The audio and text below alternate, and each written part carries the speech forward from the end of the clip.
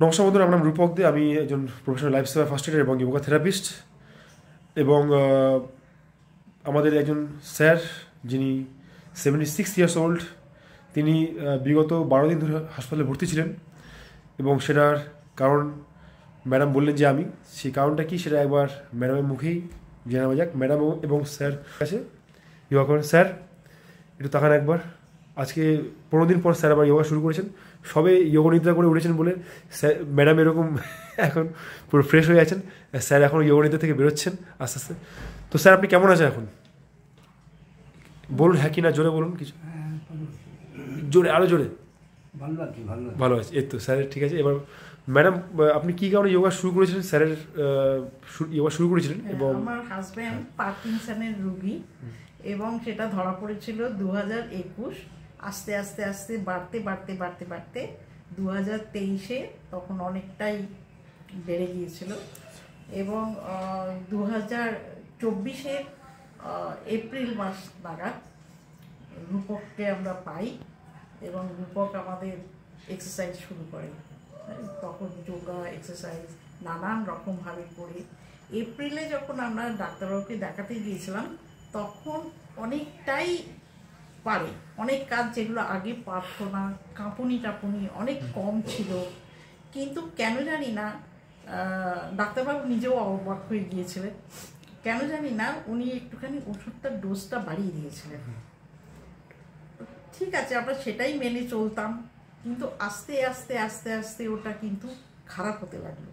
এবং আমি লক্ষ্য করেছিলাম কাঁপুনি বেড়ে গেছে, কথাগুলো জড়িয়ে যাচ্ছে, নানা রকম উপসর্গ দেখা দিচ্ছে, অনেক রকম ভুলভালও কথা বলে, এক্সারসাইজও করতে চায় না, করলেও সেটা খুব ভালোভাবে যে করে তাও নয়। এইভাবে করতে করতে কিছুদিন আগে এমন অবস্থা হলো যে ঘরের মধ্যেই দুবার পড়ে গেল। একটা মাঝরাত্রিরে, একটা দিনের বেলায়, কোনো কারণ নেই, এমনি হাঁটতে পারছি না, পা কাঁপছে, পড়ে যাচ্ছে। আমরা হসপিটালে দিয়েছিলাম, এবং এমআরআই করে দেখা গেল যেটা পার্কিনসন কিন্তু কম আছে। হ্যালুসিনেশন তো ছিলই না, আগেও ছিল না, পরেও ছিল না। পার্কিনসন কিন্তু কম আছে, কিন্তু হসপিটালে যেরকম আছে কখনোই বিশ্বাস করে না যে পার্কিনসন কমতে পারে। এবং তার জন্যে ওরা নানান রকম এই ওষুধ ওই ওষুধ সেই ওষুধ খাইয়ে খাইয়ে খাইয়ে খাইয়ে, মানে সিজার্স কি ওষুধ 12 দিন যে ছিল ওই হসপিটালে, 12 দিনে একদম পার্মানেন্ট রোগী বানিয়ে দিয়েছিল। ওকে হাঁটা চলা করাতো না, বিছানা থেকে উঠতে দিত না, এবং হাত বাঁধা থাকতো, আমি এও দেখেছি। এবং নানা রকম কমপ্লেন, উনি হাত পা ছোড়েন, স্যালাইন খুলে দিয়েছে, স্যালাইন যে দেবার কি দরকার ছিল তাও আমি জানি না। এবং বিভিন্ন, তারপর যখন ডিসচার্জ করাতে পারলাম আমরা, এবং ডাক্তারবাবু নিজেও স্বীকার করেছেন, নানা রকম টেস্টও হয়েছে যে উনি একদম কোনো ইয়ে নেই, কোনো কমপ্লিকেশন নেই, কোনো ইয়ে নেই। কিন্তু কেন যে ডিলিরিয়াম হচ্ছে, কেন যে উনি এত রেস্টলেস, আমরা বুঝতে পারছি না। এবং সেই রেস্টলেসের জন্য আরো ওষুধ দিচ্ছেন, যদিও কিন্তু পার্কিনসনের ওষুধ খাওয়া কিন্তু বারণ, অন্যান্য ওষুধ খাওয়া বারণ, কিন্তু ওনার কেন জানি না ওষুধ খাইয়েই যাচ্ছিলেন। তো যাই হোক, যখন 12 দিন বাদে ছাড়া হলো, আমি সমস্ত ওষুধ বন্ধ করে দিয়েছিলাম, শুধু পার্কিনসন। এবং আমি দেখেছি পার্কিনসনের ওষুধ যেটা ও আগে 5টা খাওয়ানোর কথা ছিল, সেটা কিন্তু ওরা নিজেরাই 3টে করে দিয়েছে। পার্কিনসন এতটাই কম আছে, এবং যার জন্যে আমি সমস্ত ওষুধ বন্ধ করে দিয়ে, কেন আমার মনে হতো ওষুধগুলো অত্যন্ত বাজে, হ্যাঁ, বেকার। মানে পরে আপনি কি জানলেন যে কি পার্কিনসনের ওষুধটা শুধু খাইয়ে যাই, এবং ও নিজেও এক্সারসাইজ করে। এবং আবার রূপককে আমি বলেছি তুই এক্সারসাইজ করিয়ে যাও, আর ঠিক হয়ে যাবে। আর পার্কিনসন কিন্তু সারে, আমার মনে হয়, কারণ এটা আপনি এটা কিন্তু সারে, এটা কিন্তু কন্ট্রোল করা যায়। কিন্তু এই ওষুধ এবং বাড়িয়ে বাড়িয়ে ইয়ে করা খুব ক্ষতিকর। এক্সারসাইজ, যোগা, যেটা আমরা প্রাণায়াম চিরকাল শুনে আসছি, কিন্তু আমরা করি না। কিন্তু আজকে আমার মনে হচ্ছে ওটা খুব করা দরকার আছে, প্রত্যেক মানুষেরই করার দরকার আছে, বিশেষত আমাদের যে বয়স, আমাদের বয়স, কিন্তু আমার বয়স কিন্তু 73+, ওর 76+। কিন্তু আমরা দুজনেই খুব ভালো আছি। আমার পায়ে আর্থারাইটিস আছে, আর্থারাইটিসটা অনেকটাই কম, এবং আমি এখন অনেক কাজ আগে করতে পারতাম না, হাঁটতে বেশি পারতাম না, একটু হাঁটলেই আমার পায়ে ব্যথা করতো, এখন কিন্তু অনেকটাই কম। সেরে গেছে তা আমি বলবো না, কিন্তু কম আছে, আমি কিন্তু অনেক ভালো আছি। তার মানে মানে যেটা জানলাম যে ওষুধ ছাড়া ন্যাচারালভাবে পার্কিনসন আমাদের রেজিস্ট করতে পারি। নিশ্চয়ই নিশ্চয়ই নিশ্চয়ই অনেক রোগ আছে, আমি বলবো না যে নিশ্চয়ই ডাক্তার দেখাবেন, নিশ্চয়ই জানবেন আপনার ভেতরে কি রোগ আছে, কিন্তু তার পাশাপাশি অন্ধবিশ্বাস, হ্যাঁ একটা রাস্তা কিন্তু আছে। শুধু ওষুধ খেয়ে সারাবো এই কথাটা কিন্তু ঠিক না। ওষুধ কিন্তু আস্তে আস্তে আস্তে যত বয়স বাড়ে ওষুধের সংখ্যাও বাড়তে থাকে। অনেক কিছু কিন্তু আমরা সারাতে পারি নিজে যদি ওটা করি। এমনকি মানে ক্যান্সার ফার্স্টেও সারতে পারে, আমি দেখেছি। হ্যাঁ আমি কিন্তু দেখেছি, আমি কিন্তু দেখেছি একজনকে যার গলায় ক্যান্সার আছে, উনি থাকেন গোয়াতে এবং খুব রিমোট এরিয়ায়। এই ক্যান্সার রোগী আমি দেখেছি, উনি শুধু প্রাণায়াম করেন, যোগা কি করেন আমি জানি না, প্রাণায়াম উনি নানান রকমভাবে প্রাণায়াম করেন। সেই করে করে আমি অন্তত ওনাকে চিনি 10 বছর হলো।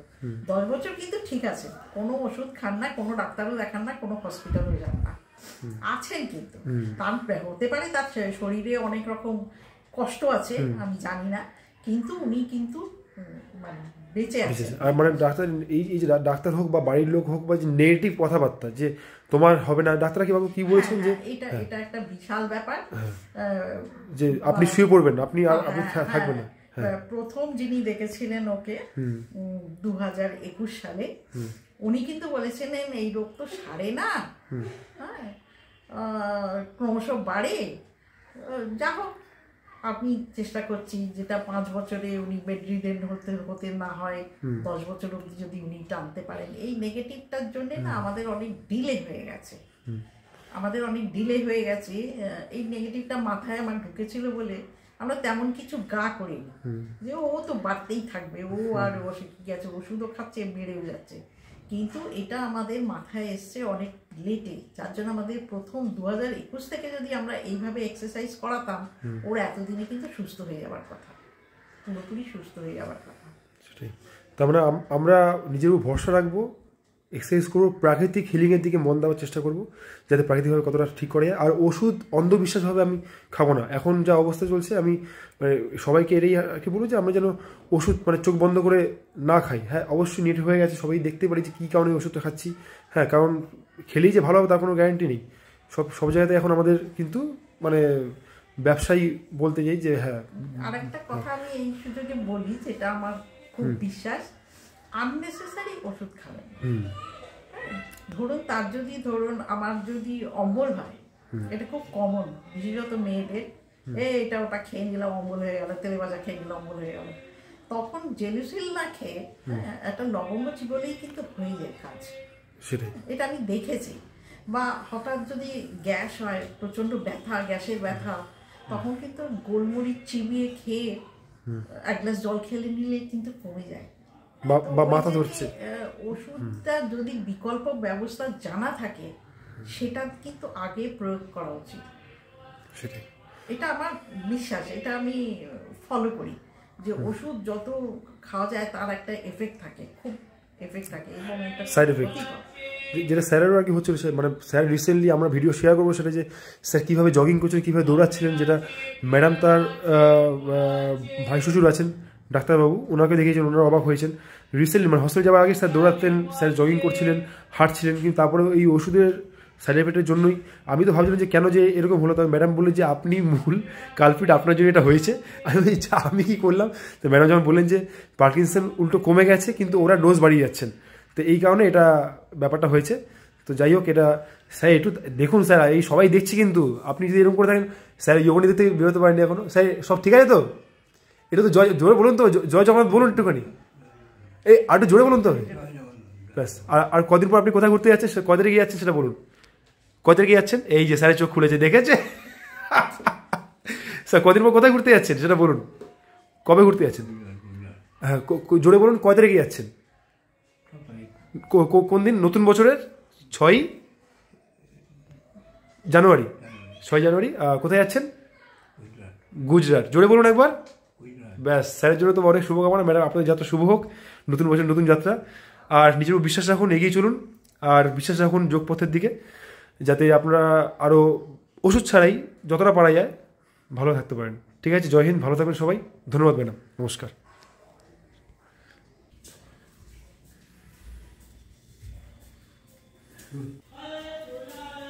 একদম একদম একদম, এই তো রিদেম আসছে, রিদেম ফ্যান্টাস্টিক। হ্যাঁ, এদিকে ঘুরুন, টার্ন, আসুন, দারুণ দারুণ একদম। ইঞ্জিনটার ওয়ার্ম আপ হলো, তারপরে ব্যাস আপনার এবার সাবলীল হয়ে যাচ্ছে। আসুন,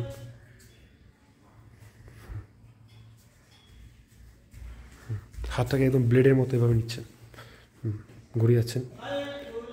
আসুন, হাতটাকে ব্লেডের মতো নিন। হ্যাঁ, যান যান, একদম ঠিক আছে। আবার ঘুরে আসুন।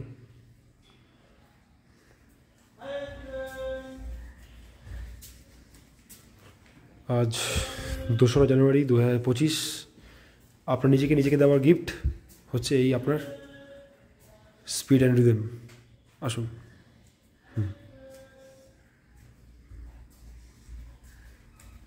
লাস্ট 2 টাইমস করুন, তারপর চলে আসবেন।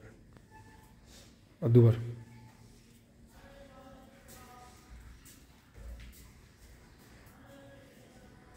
আর ফিরে আসুন। লাস্ট জগিং, একটু জোরে, লাস্ট জগিং, লাস্ট। হ্যাঁ, একদম বিশ্রাম। এবার আবার ওয়াক করুন অ্যান্ড রেস্ট। ওয়াক করুন, ওদিকে ওয়াক করুন, নিজের রিদমে ফিরে আসুন, রিল্যাক্স করুন।